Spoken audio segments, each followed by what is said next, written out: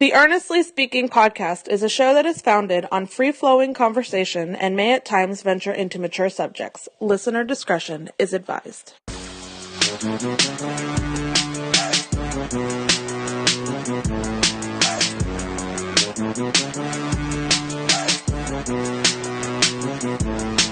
Welcome to the Earnestly Speaking podcast. I'm your host, Ernest EJ Christian, coming to you on a very lightly chilly Wednesday afternoon here in South Florida. On the line, of course, every week during football season. Kyle F. and Nash, to the game report. Kyle, we are now officially at Super Bowl, well, pre-Super Bowl week, should I say, but it's getting sad, man. I mean, you could say Pro Bowl week. It's allowed. It's not as boring as it sounds, but it's allowed. Okay, where were you earlier today? Well, actually, I was at the AFC's Pro Bowl practice this morning and with plans to be at the NFC's tomorrow. Who'd you meet today? Who'd you talk to today? I met a number of guys. I did a little fist bump with Melvin Gordon and took a picture with the Pouncey brothers. I got to talk with Mike Pouncey. Hopefully that doesn't get me fired from the Dolphins wire. And got to talk to Houston's Lamar Miller, which actually, come to think of it, hope that doesn't get me fired from the Dolphins wire either. and could I argue your holiday still come here at me talking shit? I mean, a little bit. It's up there. Because you and I got into it a little bit on Sunday on the text machine during the games. That was a funny exchange. I went back and read that. God, that was silly. I didn't know. No, the funny thing is, I read that text. I'm like, is Kyle actually legitimately pissed off, or is he really just trolling me again? I'm not pissed off at you. I was genuinely pissed off at what I saw that the NFL was providing me. And I kind of sort of added some light trolling on there too, the Brady fellation. Oh yeah, you poked fun at it. You tried using the facts are not your feeling. Facts don't care about your feelings statement against me, even though you weren't using a single factual thing in your discussion. Let me remind you, I was not rooting for the Patriots to win this game. Okay, I was rooting for the Chiefs. No, I was not. No, it's not. Believe me, I was not. I wanted Casey. No, and listen, I talk all this trash, but I also picked the Patriots to win this game. But at this point, it's not because I think they're better. It's because there's something cosmic in the air. Listen, somebody somewhere in that franchise or multiple people have, in fact, sold their souls. Listen, I don't know how you feel about religion, but we can prove one thing. Hell exists and the devil does deals with souls. That's how they won this past weekend, among other times. That's all I'm saying. This doesn't sound really bad, but I'll say anyway because it's my fucking show. The devil doesn't have horns. He has a hood. Yeah, that's facts. Next question. By the way, I love Belichick. I'm not even saying to insult the guy, but let's go. Oh yeah, it's fantastic. Hey, SNL made the joke first, so really we're disrespecting Saturday Night Live, not Belichick. Oh, they're still relevant? Sort of. Back when they made the joke, they were. Is that fair? I mean, what was that? 5, 6, 7, 8, 10 years ago? I mean, this dice has gone on so fucking long. I don't know when to count. Well, it was back during the Tebow run that they made the joke. So, yeah, they were still relevant back then. Interesting. I guess, I don't want to start here. I have my rundown here, and the first thing it says here, literally, and I'll send you a text. It says, let's talk Brady. But I don't want to do that. You don't want to start with that. Because when we do this, there's a rabbit hole that's immediately dug in by you and I, and we get to deep dive about. And it's another debate between you and I that you lose desperately once again. I mean, listen, you're a good sport and a glutton for punishment. Wait. First off, who dictates the rules of who loses and wins this argument? Because him going to his ninth Super Bowl seems to kind of lean my way. The same. What do you mean? He's a Hall of Fame player. What do you want me to tell you? That's never been the debate. Kyle, there's a pyramid right now, and the pyramid on top is Tom Brady by himself, closed glass case.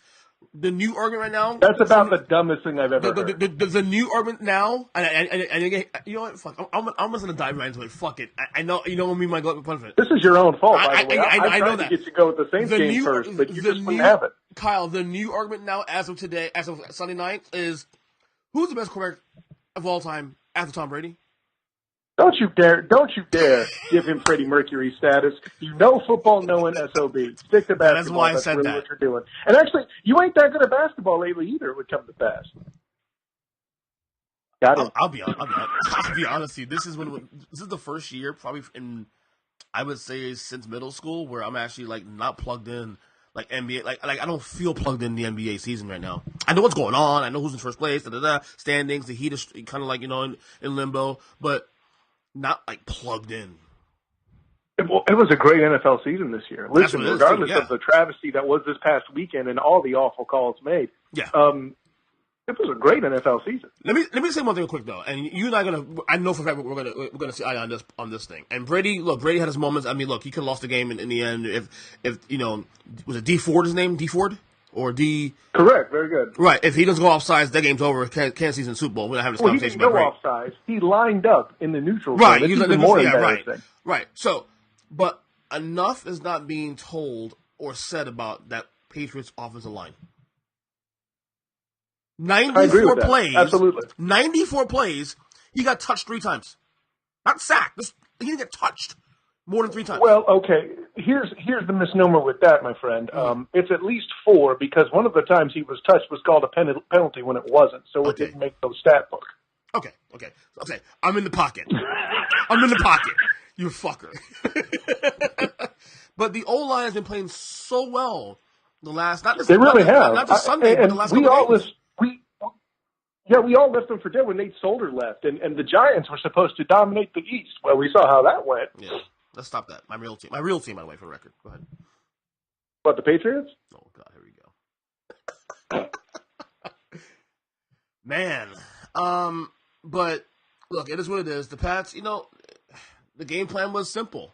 Run the ball, keep the ball away from Mahomes, and yet all this. If you look at the stat sheet and you saw Pats all 500 yards, KC under 300 yards, time of possession was like 43 to 18, 42 to 18, or something like that in discrepancy. And 21. Let's not 21 get that OT, right? OT also. I forgot that. You told me that you look at the numbers on the tail of the tape, if you will, after the fact. The Pats should have won that game by at least two or three touchdowns. And yet, it took all right, time. Glad you brought that up, Ernest Julius Christian. Yes. They also doubled the Chiefs in first downs achieved. Mm-hmm. I think it's 94 to 47. Now, granted, these are numbers all including the overtime period. Yeah. You'd think somebody who had those numbers with the alleged GOAT at quarterback would have blown this team out. And yet your boy Brady made so many mistakes that the Chiefs were still in the bleeding game. Yeah, the one mistake I will say that definitely made this game pretty, the interception on the 1 yard line where he went to play action on third. I think it was third down, and the linebacker literally read that play and then just snatched the ball from the grasp of heaven, should I say, from Brady. I mean, that was a good play by the linebacker, but still. Listen, as much trash as I talk on Brady, the overtime drive, to be honest, the Super Bowl drive over Atlanta and the choke job was far more impressive than this. Because, let's be honest, the first 3rd and 9, Edelman gets open by way of a pick play that the NFL seems to let get away with a penchant, especially in certain times that seem to decide games. And no, that's just not just a Patriot anomaly. Okay, the other first down was 3rd and 10. When you're throwing to the broad side of a barn, a.k.a. Gronk, I can make that throw. However, the second 3rd and 9, that inside route to Edelman was a beautiful pass. Mm-hmm. And that's the Tom Brady I want to see. Not the one who gets handed all these breaks and then has morons like you unable to critically think. Let me tell you this, EJ. If Peyton Manning had won the game in that style, all we'd be hearing about is how the choke artist escaped one. Instead, we're getting all this Brady worship. Listen, Max Kellerman, a guy we both respect, pointed it out better than I did. Mm-hmm. Tom Brady's great, but that night he was lucky. No. Let me be clear about that. I totally agree with you on that. The luck factor. Totally agree with you on that. Luck plays a part of a lot of the Patriots' Super Bowl wins. Also, the Seattle game. Hey, luck is part of football. I'll even grant you that. Do we even call Malcolm Butler luck still, or is that just a great play by a guy that read the defense well enough to make a play? The reason why I call Malcolm Butler luck is a number of things had to go wrong in addition to Malcolm Butler reading the play, right? Yeah, Malcolm Butler did a great job in film recognizing the play, and he made a good effort. Good on him. I don't think that route was lackadaisically run. And Russell Wilson, to be honest, had one rare thing where he just kind of seemed to be going through the motions, assuming victory in the way his throwing motion looked. Yeah. And by the way, 28-3 wasn't dumb. 28-3 wasn't luck. It was just the talk of being dumb. Damn. You don't get a pass to luck on Falcons fans. Fraud cons. You don't get a pass on there. You're just dumb. Just saying. The same.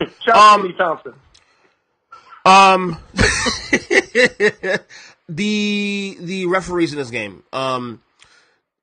Most notably the call. Well, two calls that stuck in mind. The muff punt. I had a problem with that mostly because of the fact that I didn't see enough evidence to overturn the call or anything else. That's one play. Go ahead. Of course, you picked the review that I have the least problem with to talk about. No, I'm going to tell the one too. I'm going to bring up the other one, the roughing the passer. That particular review, the play in general was so close that the only thing I would struggle with them overturning it is if you could tell me you see enough evidence to overturn a call, I'm going to need a better definition of what undisputable evidence is. Yeah. The truth is, I personally don't think he touched it. You know what's funny? I don't either, though. But I can't definitively say that, though. I can't. Because, and the reason why I buy it with that he asked for and doesn't deserve, he's acting. There's drama. He was a lot less dramatic talking about this. I actually believed Edelman when he was saying he didn't touch it. Yeah, I believe too. But again, and look at all. But it's funny. The more you pixelate it, the worse it looks actually because you can't see anything because it's so fuzzy. Correct. You know what I'm saying? I mean, so they made it even worse by pixelating as much as they did to review it. But my only problem was that if you rule on the field and was there enough evidence to overturn it? That's what I had my issue with. The second issue, of course, is the roughing the passer penalty, which obviously, look, I get the NFL wants to protect their quarterbacks. I'm with you on that, but come on, let's go. Well, here's what I know, Ernest DJ Christian. Yeah, correct. The Brady thing got the penalty. When it happens to Mahomes, there's no call. Yeah. That's the problem I have here. Yeah. But we'll forget about the fact that hitting the quarterback in the shoulder has drawn an errant flag. That's happened before with Drew Brees against the 49ers in a championship game. Yeah. So, it's one of those things where I think we're in an NFL culture where the refs are holding on to the flag, waiting for a chance to throw it, which makes the irony of the bad Saints call a whole different conversation. We'll get there in a second. That's coming very soon. I know. Let's little teasing. Oh, yeah. Little teasing like I do with you being a Patriots fan. Little teasing. I don't think it's a tease anymore. I think that's actually probably a thing now. And I'll tell you in a second. In the case of the Chiefs, let's close on the Chiefs real quick. We'll have more about the Pats next week when we do the report previewing the Super Bowl. Right. The Chiefs, obviously a great year. Mahomes far past expectations in terms of him being the starter this year, justifying the trade for Alex Smith. That being said, I look at the AFC, I look at the Chiefs next year. The AFC, again, not all that dominant. I mean, you look at the teams who's competing, at the top next year.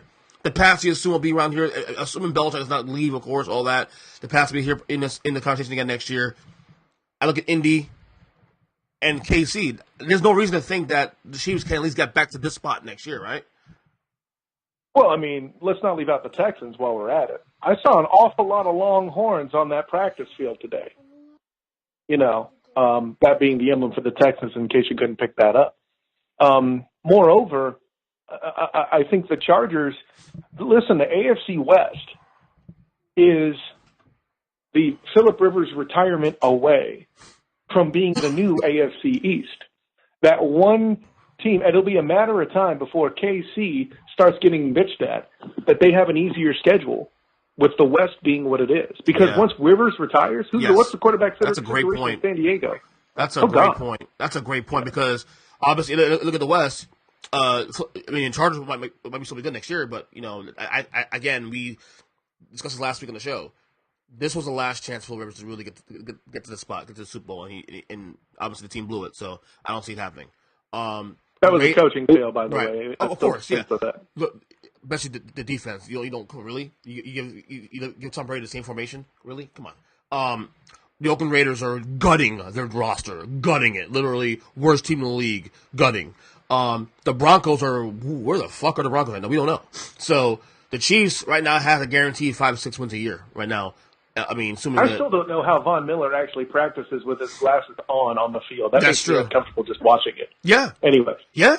It's crazy. So the Chiefs to be in a spot, like I said, I think it's really a 3-team race between them. I think the Colts going to make some big moves this offseason, you know, with cap room and the draft and all that. They got a smart GM. We know Luck is good now.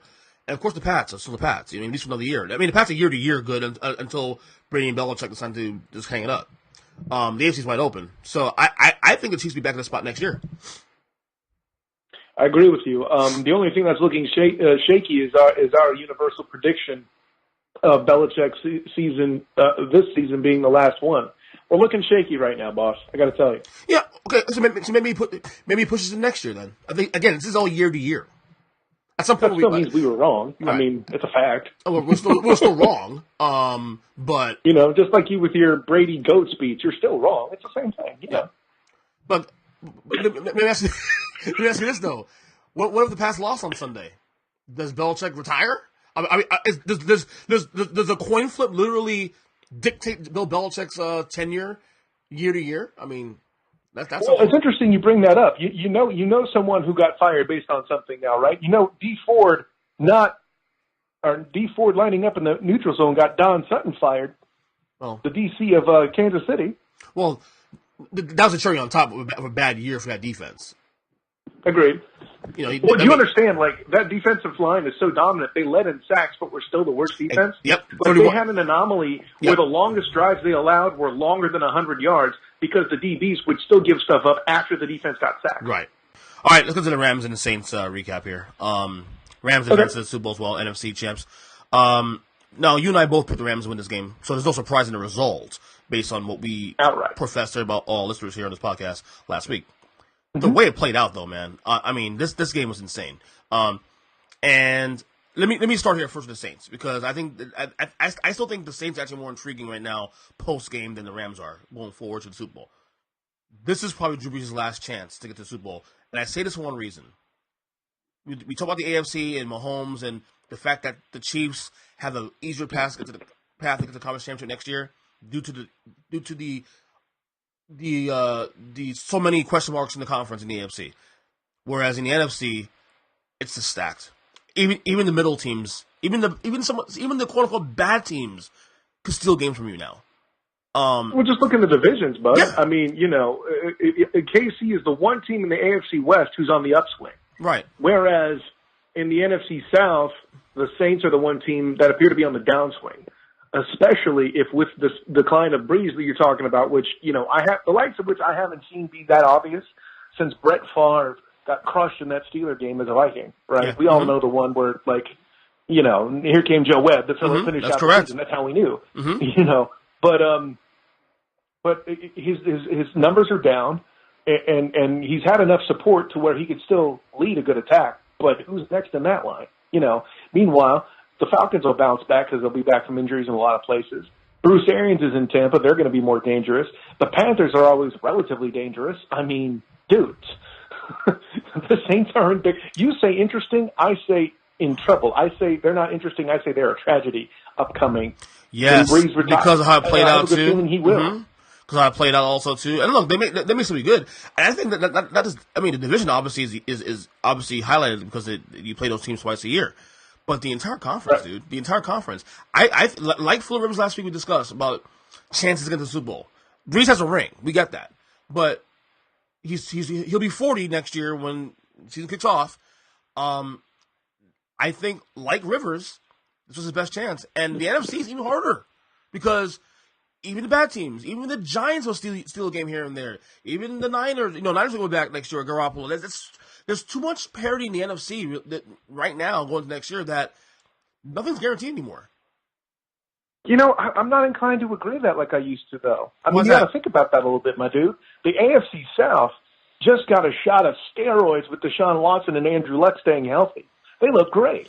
The AFC North, though the Steelers are on the decline, you got the Browns coming back up, and as much as I think Mayfield is going to tank a little bit next year, they're going to be good enough to steal one from you if you're not paying attention. The Ravens are the bleeding Ravens. They kept John Harbaugh. They're in a good place. The Bengals, though, they generally suck. As long as they're not on prime time, they can beat you. The AFC East, okay, the AFC East is still bad, but that's not the point. However, with the NFC North is a joke because, what is it, the Packers and Matt Stafford as essentially one-man teams and a freaking division where Mitchell Trubisky can win as a quarterback is a weak division. As saying it's a joke. I get your premise. I'm not going to say right. I'm not going to say I disagree with you. Right, Giants fan? No, I'm not going to disagree with you wholeheartedly. No. I'm not going to disagree with you either, though. But when the worst team in the division wins 6 games, that's not terrible. I mean, again, you're winning it because it's an easier competition. Ernest Christian, wake up and smell some coffee. That's how the Bears got to the Super Bowl. I'm a tea guy, buddy. I'm a tea guy. What's that? I'm a tea guy, not coffee. That would make sense, yeah, pant. No, I'm kidding. It gets worse. It gets worse. I like tea with milk. That's not girlier. I just honestly don't understand that. Like, we'll have to have a talk about that off air. Blame my grandmother. Rest her soul. Rest her soul to grandma and granny. Rest her soul. She got me as a kid. I just never looked back. Hey, I got no beef paying tribute to Nana, man. I ain't that big an a-hole. Yeah, that's right. That's right. No, no, you're right. But again, you still have up above average quarterback play, at least most of that division. I mean, Rodgers still really, really good. Look, Stafford he's really good on a team that's irrelevant, so I don't care. But you don't agree. Really good and underrated on a team that's irrelevant. I don't care. Other than Garoppolo, Wilson, and Goff, who you got? Cam, he's hit or miss. You know this. Breeze is going to retire here soon. Matt Ryan's overrated. Give me somebody who's reliable that's not in the West. Dak Prescott? Eli Manning? Just joking. I'm so joking. Come on now. I knew you were, but keep going. Oh, excuse me. Carson Wentz? Oh, wait. Sorry. They're still figuring that one out. Yeah. Well, the injury. What I'm getting at, most of the injuries. But yeah, no. I'm with you. No, not just the injury. They're trying to figure out that whole situation. You know, will he stay or will he go with Foles? Oh, they pick Wentz. They said Wentz is starting to move forward. Sure, but they're going to want to keep. We've had this discussion last week where they're going to want to keep Foles as a backup as much as they can, tooth and nail. Yeah, of course. Well, I mean, you got a point there with that. But the NFC. I would dare say the NFC have a little more confidence in just the stability of that conference than I say the AFC. That's all I'm saying. I don't know. You're going to have to show me a little bit more. Just talk about up and coming quarterbacks alone. Deshaun Watson, Mahomes, of course. Would you rather have Lamar Jackson or Mitchell Trubisky? That's the closest comparison you got. Would you rather have Mitchell Trubisky or Josh Allen? I won't lie to you. Based on the stability and based on just the fact that I know that he'll make the right play in the moment right now. Now, this can change next year. Trubisky right now. I'm not going to lie to you. Okay, and that's fair. But understand, I had to go to the third or fourth worst rookie before you could make that answer happen. No, it's fair enough. Meanwhile, I didn't even bring up Baker Mayfield, which, listen, I'm not a Mayfield guy per se, but he's still better than Trubisky. Well, that's an argument you and Gio have one day. Hey, at least we're past Contra Raphael trying to tell me that Trubisky's better than Garoppolo for the moment. Okay? Oh, that's Raphael Haynes. It's all fun. Yeah, it's all fun and games until you start throwing out shit like that. Come on, Raph. It's get good, buddy. Come on. I'm not calling you out, but I'm calling you out. Come on now. Okay. No. But like I said, the Saints are in trouble moving forward, and I'm not gonna lie to you, man. Look, was it a pass interference? Absolutely. But Sean Payton did not do himself any favors in that game. The play call was horrific. No, he didn't. Horrific down the stretch. I can't even take it there. I want to hear about horrific play calling because let me tell you this. I can't put anything on Sean Payton's play calling because the play where the egregious missed pass interference happened, the goddamn play worked. You're going to fault the coach for a play that worked? You're an idiot. No. Moreover, he called plays that scored a touchdown. He called a play that scored a touchdown early. It was in the hands of the tight end where Drew Brees threw a pass that reminded us how he will be a first-ballot Hall of Famer. Mm-hmm. And the tight end drops the bleeding ball and leaves 4 points on the field. And I won't even talk about how they missed an opportunity to score after the Gurley drop. I don't want to, and I don't want to follow the mainstream media because I try to be open and honest about this kind of stuff. But you have to make the Rams burn their timeouts. You have to. You just have to. Apparently not, because that catch would have been good for a score.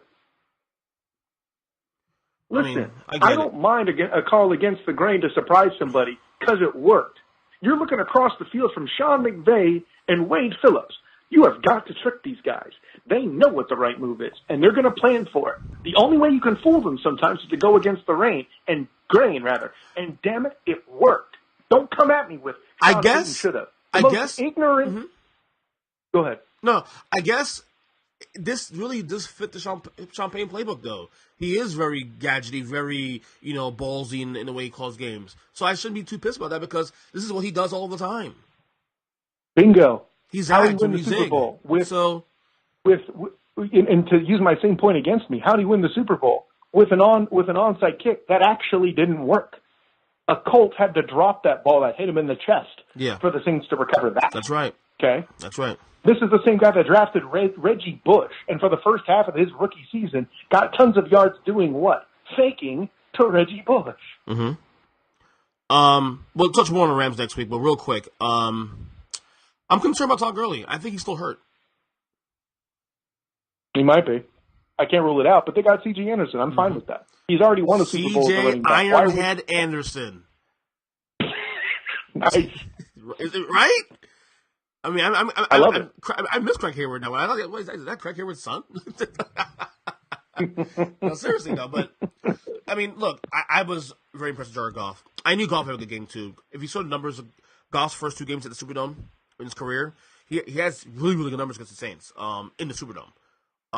So I wasn't surprised. I knew he would show up for this game. But if you told me that Todd Gurley would have, 4 rushes for 10 yards, and they would still win in a lost fumble, or was that a drop? I keep forgetting. Yeah, anyway. Some shit. But he had 4 carries for 10 We'll yards. just say a turnover. Yeah, and a turnover, yes. And you told me the Rams would win this game? I mean, it's insane. Jared Goff did his job. What do you want me to tell you? Jared Goff plays some big boy football. And by the way, him and Higbee, dude, oh my God. I'll be honest with you, if Cooper Kupp was in this game too, this game would probably be close. That's an interesting take because they can only put Marcus Latimer, or Marshawn Latimer. I keep saying Marshawn Latimer on one receiver at a time. I do think my prediction for the Super Bowl is going to rest heavily on Todd Gurley's effectiveness. To be honest with you, they're not saying he's hurt right now, still hurt, but you have to assume that he still is. I think without Gurley is actually helpful because if they come out with that look and Belichick, whose strategy is to take away the one weapon, if they come out without Gurley, what weapon do they try to take away? C.J. Anderson? Do they stay committed stopping the run and daring Goff to beat you? Didn't work for the Saints. Do they focus on a particular receiver? I may stack that line and there. I mean, to be honest with you, the Pats' strength on the defense is the secondary now. So maybe that's not how it looked like against the Chiefs. They opened fire and sent the house at Patrick Mahomes, and I would wonder if they do the same this week against Goff, especially if they don't show. But Mahomes can extend the play. Mahomes is able to make play. A lot of Mahomes' success, especially in that game in the second half, was extending plays out of the pocket. Holding the ball to the very, very last second, then dipping it out last second. Oh, bro, he evolved as a player right in front of us. Where it took Russell Wilson a couple years to do that, in the second half of that game, he changed his style of play. Well, I think Mahomes right out the gate is more talented than Wilson anyway. Because he has a lot more tools. That's a different conversation. I'm just telling you what I saw. Right. He has a lot more tools. Yeah, true. And he figured out how to use it to his advantage in situations. Hey, and listen, that's not a slight against Russell. What we're demonstrating is the difference between a guy who was traded for to be picked in the first round versus a third rounder. That's all. I am curious, though, how teams adjust to Mahomes next year, though. I am curious. Cause, now they'll have an offseason to prepare for him now. Because I don't expect Mahomes to be 5,000 yards guy again next year, 50 touchdowns. And if he throws a 4,400 yards next year and 41 touchdowns, that's still a great year. The way you adjust to a Patrick Mahomes a guy who's young and hot and feels it, is a gunslinger, but still somewhat tactical. He's still a gunslinger first. The Patriots did an excellent job of double teaming Tyreek Hill and taking him out of the game. And that's the key to it. You double team Hill, and then you put your best cover guy on Kelsey and make them beat you some other way. And not to say he can't do it still, but at some point he's going to want to sling it. At some point he's going to get restless. Right. And he's going to let that ball loose, and it's going to go wrong. As we saw, he missed an opportunity on a wheel route to score a touchdown. Now, that wasn't an interception, which is normally – Yeah, but, that's how you do it. You prevent that long ball, and he's going to want it. Now, this will change as he gets older, as he settles down. If he has man-to-man on that play, if he puts more air in the ball, like more air and then hang a little longer, I think Williams gets that ball. I would argue he put too much air on it. Oh, really? Yeah, he floated it out too far ahead. But I think we're kind of saying the same thing. Right. Let's talk referees real quick.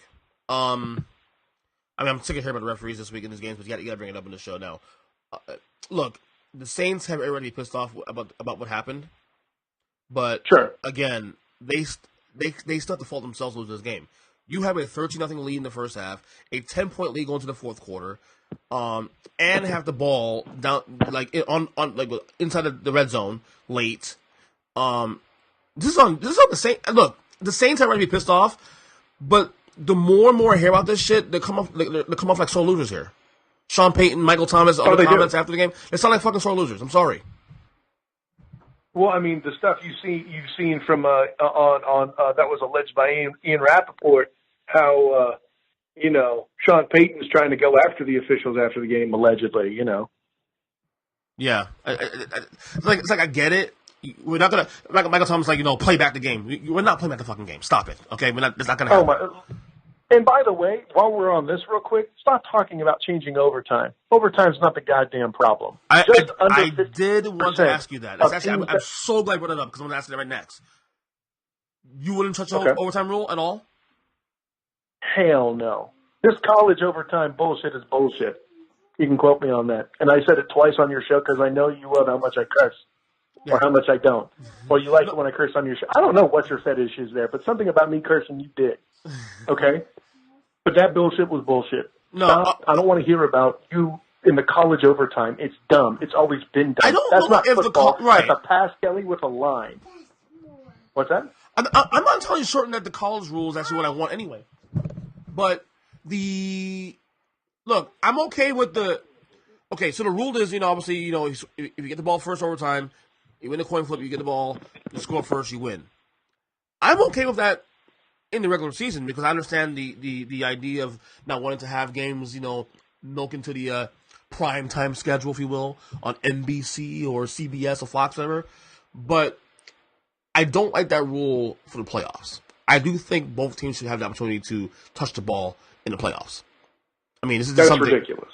That's just my opinion. The idea of a game being decided by a coin flip to me, I mean, it's so arbitrary. It's just ridiculous to me. It's not decided by a coin flip. The statistics have it to where a little less than 53% of the teams that win the game have won the coin toss. 53%. Yeah, it's still not high to change it. I agree. This is what I will say. The rule now is still better. People forgot the old rule. The old rule was it didn't matter. Field goal, game over. So I couldn't put it better. And listen, let's be clear. In my opinion, here's the reason why the first drive gets that little bonus that you're talking about. In order to achieve it, especially with the way a lot of kicks aren't returned in the game nowadays, you went 80 yards to score that touchdown. You probably won't have that long a drive in overtime moving on from that. That's true. Yeah, well, I mean, and again, Tom Brady, 3 third and 10s. I mean, it's sick. Okay. Well, moreover, he one that should have been afterwards a 3rd and 10 because of an offensive pass interference with a pick play. But he might have still completed a 3rd and 20. I mean, hell, if Donovan McNabb can do a 3rd and 24 to Freddie Mitchell, anything's possible. Well, was it 4th and 17 or 4th and 24? Oh, no, excuse me. It was 4th and 23. I said 4th and 23. Okay, right. My bad. But yeah. Look at that shit Packers defense. All right, two things I'll let you go.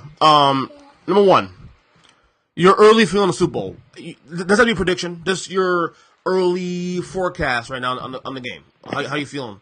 Are you leaning one way right now? I know it's not sexy, but the answer to that game is in the form of three people. It's the Pats center, and how he battles with the combination of Ndamukong Suh and Aaron Donald. Mm-hmm. That's where it starts. Right. Everything else after that is like asking about who the best lead man of all time and why is it Freddie Mercury and then who's next. We're going to talk about other stuff like that coming up to the Super Bowl. But know that you fans out there of the Earnestly Speaking podcast, if we don't talk about this next week, you need to assume that everything else in this matchup with the middle of the Patriots line. Basketball fan, third language. Offense.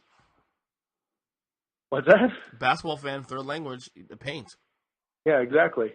The paint, right. Yeah. See, you can tell I've been studying up in class in my tutoring. Inside the paint. Yep. Carl Anthony Towns. Anyways. Soft. Go ahead.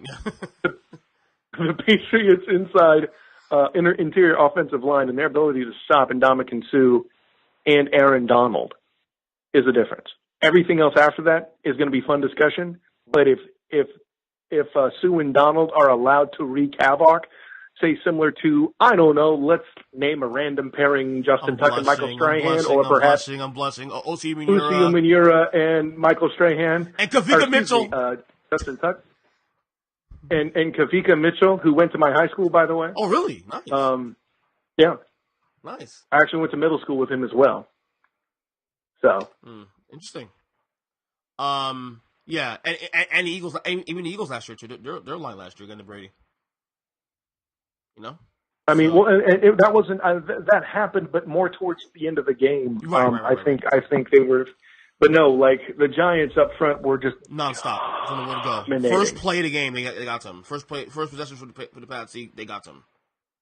If Aaron Donald is in there having a little interview in the backfield with Brady throughout the game, it's going to be a long day for New England. I agree with you 100%. Because with four guys alone getting there, that's pretty sick. Okay, the other thing I want to ask you before you go, my son's. You want to say hi to Kyle? Say hi to Kyle, Eli. Hi. Hi, Eli. All right, let's answer this question and we'll get to go. All right, last question to go. The potential drama in Philly. We touched a little about what Wentz and Foles and where they're going. Obviously, they said Wentz be the guy moving forward. There's a report that came out on Monday from the Philly Voice that anonymous sources said that there are players that are actually that describe Carson Wentz as being arrogant and hard to work with. Your thoughts on that? Of course he is. He's an NFL quarterback who went from an FCS program to the pros. You don't do that with a little bit of confidence and ego in yourself. This is a guy who won 3 national championship games, and the only reason why he won 3, granted, he was hurt for a while, and Easton Stick, who I saw play at the Shrine game last week, was forced to sit out because the starting quarterback, in this case Wentz, was returned to health, and he went and won that game. So, yeah, he's got to – listen, he's probably just trying to establish himself in a locker room where he is relative youth, and at the same time, his presence has also been missing, so it gets difficult. So if he's someone who's missing, then it's more you're asked to do more difficult things to do your job. But then you get the same result, or better result, for the guy who's less complicated and your job is less difficult. Yeah, I can see how that would materialize. I don't think that's shocking at all. Right. If the story is true, I feel like it's a receiver saying this because he, for what it's worth, Lane Johnson came out and defended him. Zach Ertz came out and defended him also too. But you see how it is with Nick Foles and having the receivers play within a team concept and the flow of the offense with Nick Foles. There's lack of that with Carson Wentz. You can see at least this year, especially. I want to say maybe an Aguilar or somebody down the roster that says something. Yeah, that's a fair assessment. I wouldn't say it's a top receiver. I'd say it's one of the lower guys whose number of touches changes or whose production changes when one of these guys hits the field. Yeah, that's what I think. I think it's someone low down the roster. So, Kyle. Next week we'll discuss the Super Bowl. Obviously, just want to touch on the check your games and that. Anything to plug before we go? Hey, man, glad you kept it civil and didn't bring up how much your feelings don't matter when it comes to facts. Here we go again. Bunch of bullshit.